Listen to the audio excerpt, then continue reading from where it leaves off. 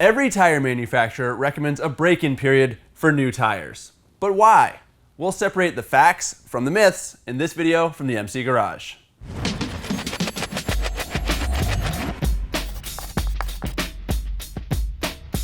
Take a look at the label on most new sets of tires, and you'll see a warning that suggests you should avoid sudden acceleration, maximum braking, and hard cornering for the first 100 miles.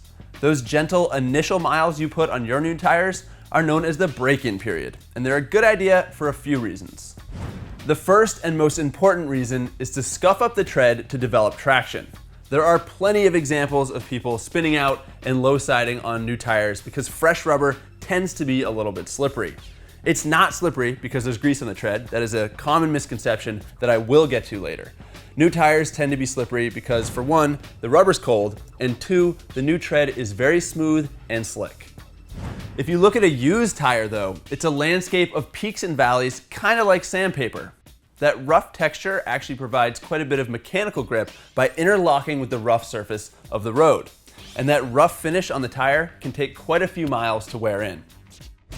So, how far is far enough? It depends on the tires. If you've got a set of soft track tires like these Supercourses here and they are fresh off the warmers, they're ready to go after just one lap around the racetrack. Hot. Meanwhile, if you've got a set of heavy-duty touring tires like these Night Dragons, they may take 100 miles or more to break in. That's because this is a pretty hard tread compound, and that's because these tires are designed to last for thousands of miles. Most manufacturers recommend between 50 and 100 miles for tire break-in because that's how long they assume it will take you to hit enough corners to scuff in the majority of the tire tread. However, if you just tick off a distance in a straight line on the freeway and then bail into a corner expecting your tires to be broken in and gripping great, you're probably in for a crash. Tire break-in isn't just a matter of distance or time, it's the process by which you scuff in as much of the usable tire surface as possible. My recommendation for breaking in new tires is to simply find a twisty road and start riding. Go gently at first, but gradually increase speed and lean angle. Once you've got a dull finish across the tread like you see on this Rosso 3, you're good to go. Using sandpaper on a set of new tires in an attempt to break them in is something I've heard suggested. And while it's not exactly a bad idea, it is a waste of time. Tires are tough, and that sanding action isn't nearly enough force or friction to roughen up the surface the way riding on it will.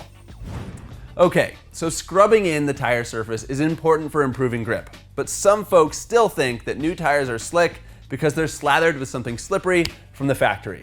It's true, back in the day, manufacturers used to apply lube to help the tires pop out of the molds, but these days, that's just not the case, at least not for Pirelli and other upmarket brands. Nowadays, the molds are actually polished, or they have an anti-stick coating, kind of like Teflon on a frying pan, so there's no lube needed. That sheen you see on new tires is just the way fresh rubber looks when it comes out of the mold.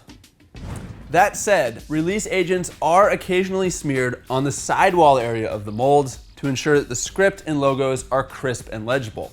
But no mainstream tire manufacturer puts anything slippery on the tread area of the tire. The second reason to set aside some miles for break-in is to allow you, as a rider, to get used to the handling of your new rubber. Different makes and model of tire have different profiles and carcass constructions, and they're going to behave differently out on the road. But even if you installed a new set of the same tires you've been riding, they're going to feel different due to the fact that those old tires had a worn flat profile and the new tires have a round profile. The third reason to give your tires at least a few miles of break-in is to provide them with the opportunity to settle. This isn't really an issue with compliant radial tires, but some manufacturers say that the stiff bias ply rubber found on vintage bikes, cruisers, and some touring rigs needs some time for the bead to fully settle into the rim and for the various plies and materials in the carcass to settle out. It's arguably a topic for a separate video, but I can't talk about tire break-in and not talk about tire temperature. Tire grip is affected by texture, which is why we scrub in new tires, but temperature is an even more important ingredient in the grip equation, and it's a factor every time you ride. Those race tires I was talking about, they're ready to rip because they've been baking at 175 degrees on tire warmers and because they're made from super sticky rubber that's only meant to last for 20 laps. Your street tires are a lot less specialized, but it's still very important to give them time to heat up before you start riding hard, even if your tires are already broken in. Tires develop heat as a result of friction with the road and flex from load.